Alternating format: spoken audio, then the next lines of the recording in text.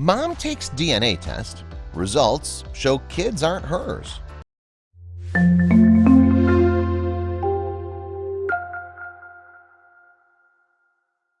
She was without a job and struggling to support herself and her children.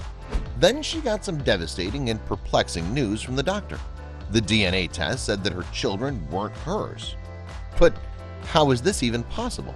Just when it felt like nothing could possibly get worse, her world was plunged into even greater chaos. Heavily pregnant and without a job to support herself, she turned to the only place she could, social welfare. And soon the police were onto her.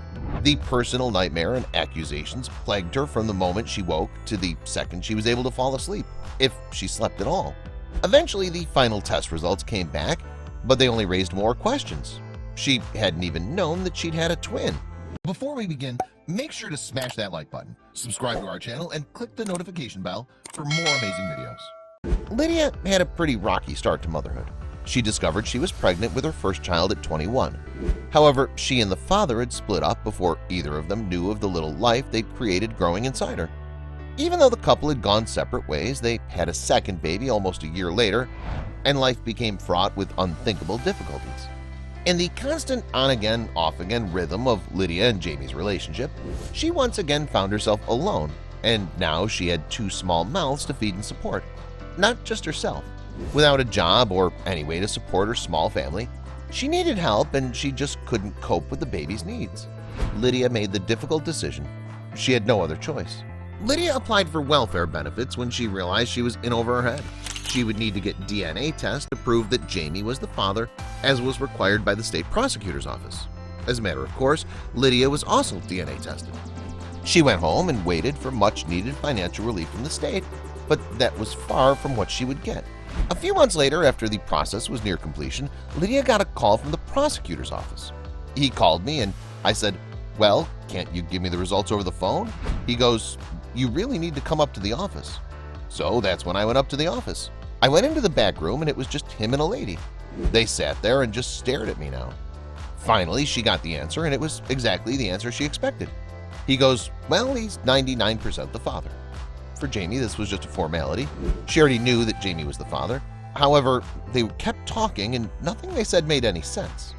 What he was about to say would shake Lydia's world to the very core. The prosecutor looked her right in the eyes and said, "There's absolutely no way that you're the mother." At first she was confused and then she let out a laugh. This must be a joke, right? Yet as she looked back on him, she could see that he was deadly serious. What exactly was going on? The only thing Lydia could think was that somehow the test results had been messed up. However, the prosecutor was taking matters extremely seriously, and there was a valid reason for his concern. Nonetheless, Lydia was stunned.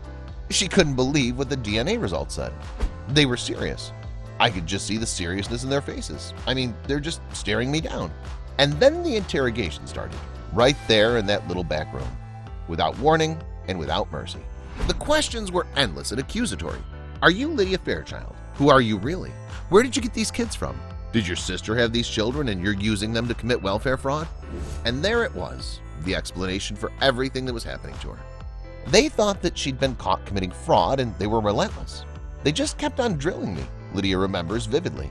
Lydia's test results were odd to say the least.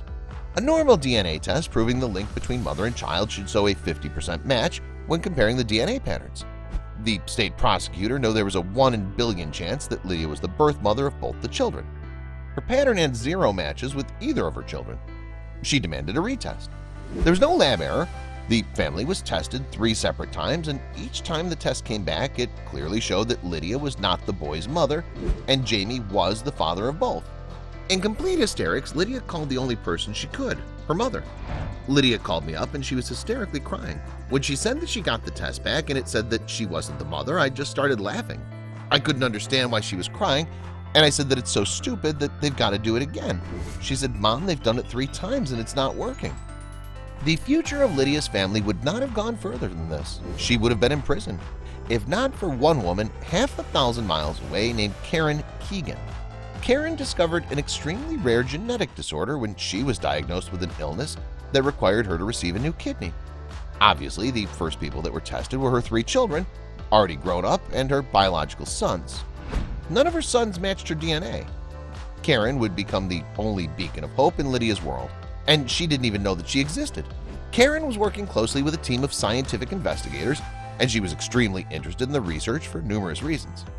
From my point of view, it had an awful lot to do with the way the justice system is moving in our country and the fact that DNA is becoming such an important part of the legal aspects. Despite her willingness to be a guinea pig, no one knew exactly what to research until a remark pointed them in the right direction. That lead that set them on the right course came in the form of a comment from a colleague tucked away in a letter.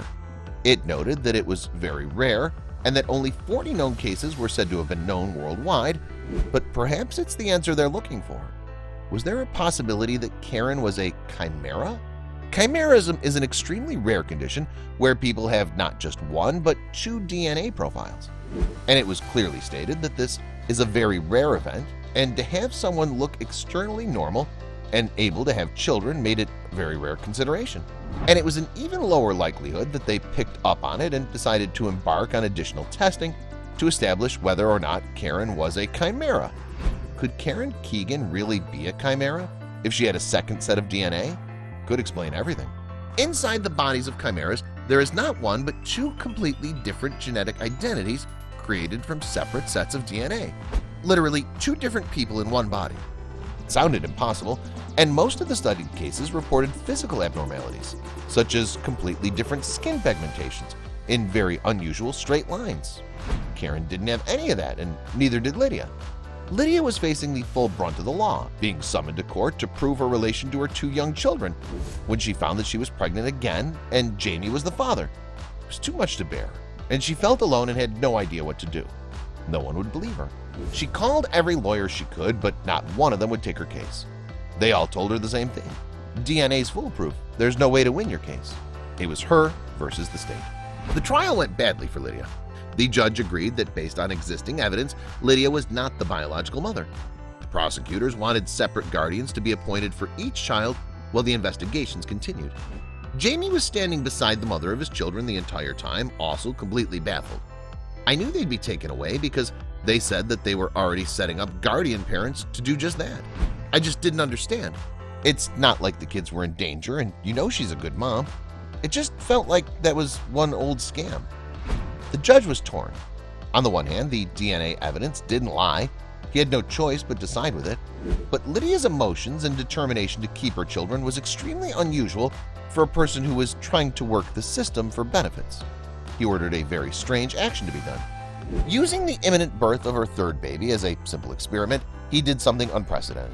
He ordered that somebody be there to witness the birth and take blood from the baby and me right then and there, he said.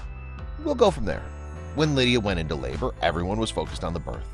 It was an appallingly difficult time in her life, but she gave birth to a healthy baby. Blood was immediately taken from both of them, and now she waited in agony for the 2 weeks to pass to get the results. I'll always remember day by day what I went through for those 2 years. It will never leave me. It's like a nightmare. After giving birth, you bring your newborn home. You're just happy. I went home still scared because I was still going on. Still scared that they can come any minute and take my kids. And Jamie had fears that he shared too. I wondered what the courts would do if he was hers. Then the courts would assume we were lying about the whole thing, so it was kind of like, okay, let's hope these tests come back negative. That was our only hope. The results, when they came back, were mind-boggling. Just as Lydia had been trying to make them believe, there was no matching DNA between the new baby and mom. Just when she thought she'd proved her innocence and verity, she was blindsided by an even more serious accusation. Lydia finally got a lawyer that would take on her case, and it's a fortunate thing she did. There were heinous ideas going through the prosecutor's mind, from being a surrogate mother, being involved in criminal behavior, to even her having abducted the children from someone. Real scientific evidence was just too hard to believe in this case. A chimera is essentially a single organism that's made up of cells from 2 or more individuals. That is, it contains 2 sets of DNA, with the code to make 2 separate organisms. One way that chimeras can happen naturally in humans is that a fetus can absorb its twin. This can occur with fraternal twins if one embryo dies very early in the pregnancy, and some of its cells are absorbed by the other twin. The remaining fetus will have 2 sets of cells, its own original set, plus the one from the twin. Amazingly, Karen was finally declared a chimera during this time, and it opened the door for testing to be carried out on Lydia. Everything she had gone through finally had a scientific name to explain it. The judge, after a multitude of new tests, has proclaimed that Lydia is the mother of all 3 of her children, just like she'd been saying all along. Please share this with your friends and family.